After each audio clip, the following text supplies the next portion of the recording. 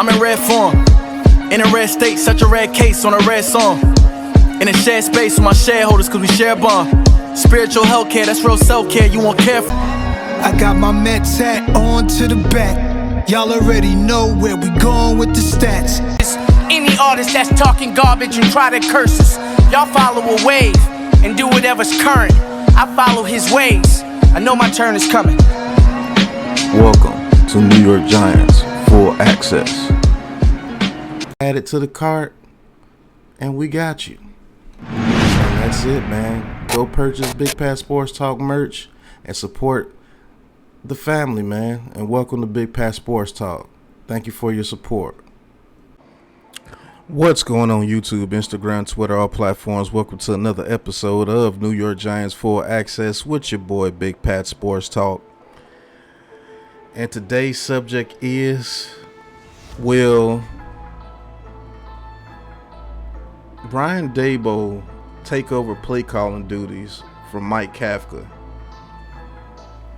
if the New York Giants offense comes out flat against Arizona? Let's say we beat Arizona 14-13 or something like that in a very hard-fought battle, which can possibly be the case. I mean, any given Sunday you can be beat any given Sunday. I don't care what the team is or how sorry you believe the team is or you believe they're tanking. Any team can be beat on any given Sunday by any team. One day you might just not have it.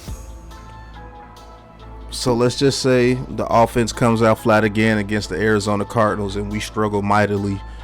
The offensive line is still bad, but somehow, some way, we just come out with a victory because we're just the better team. But we get outplayed by the Arizona Cardinals, especially offensively. Should Brian Dabol take the reins away from Mike Kafka because of his play calling? I'm on the side of saying no. I mean, Mike Kafka, he did very well last year, even though there were some questions about his play calling last year on certain occasions and certain downs and distances and trying to get cute in the red zone sometimes, or just trying to get cute, period, with play calling. But when it comes to the nitty-gritty in his play calling, when you see something like the Cowboys happen Week 1, 40-0, and when you see that we were running the ball pretty well, and then you just abandoned the run game completely, I think that is cause for concern. Is it cause for him to lose basically his job in calling plays? I don't believe so. But I've seen on Twitter a lot of fans are calling for Mike Kafka's head about the play calling because I think sometimes he defeats himself. He outsmarts himself. Like, sometimes you just got to get with the basics and hand that ball off to one of the best running backs in the league. Like, I've always said this, I think Saquon Barkley needs to be involved in the game very early. Every team should get a dose of Saquon Barkley from the very, very beginning. I don't care if you get into the pass game and some dump balls, the screen game, handed it off to him regardless, even some Wildcat something. You should know who Saquon Barkley is by the end of the first quarter of every game, because he's that type of talent. I can't have that type of talent not being utilized in the system in any capacity. 12 carries for 51 yards, that is unacceptable.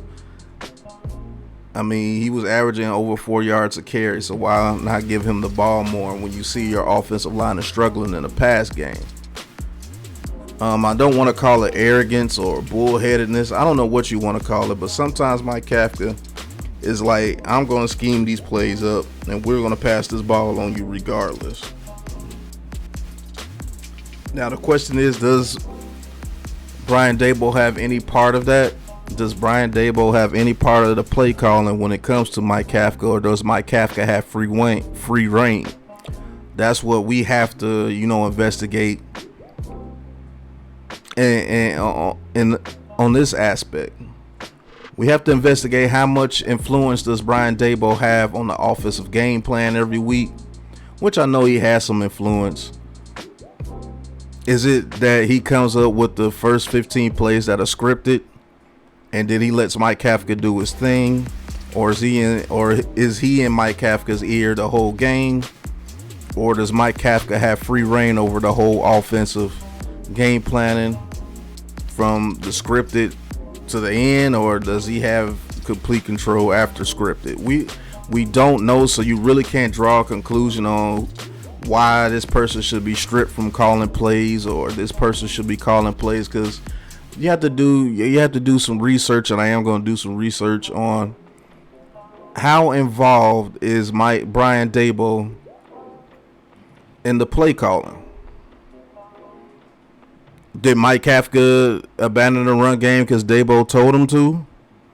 Or did Mike Kafka abandon the run game because he wants to utilize these new weapons that we have? Because let's be honest, they got these weapons for a reason. They didn't get these weapons just to be a 12-13 personnel team. Shout out to Tommy for one Tommy.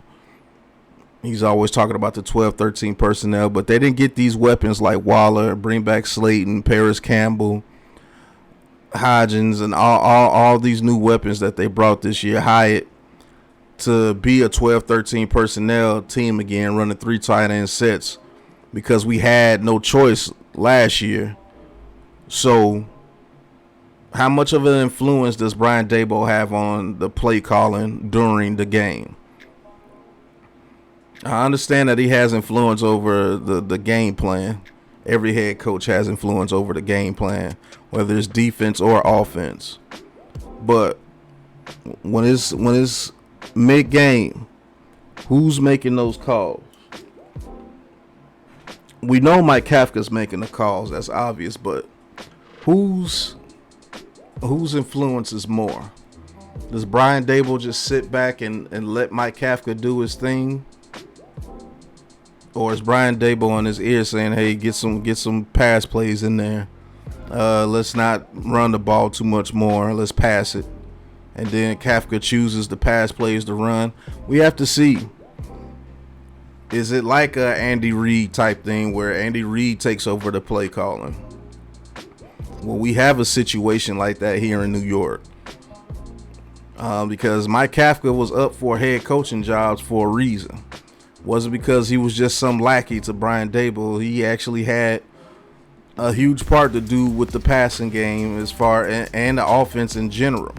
Now, is Mike Kafka very good in the passing game, and is it Brian Dabol that's handling the run game? I have to do some investigation. I'm going to watch this game very closely tomorrow.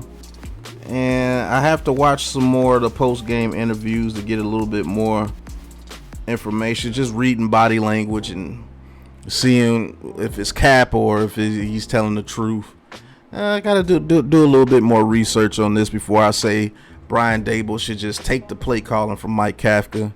I believe Mike Kafka is a very good offensive coordinator. I just think that he gets a little prideful sometimes when it comes to passing that ball, and sometimes we should just be handing it off to Saquon Barkley to get the offense back rolling, to keep those defenders from pinning their ears back against our offensive line.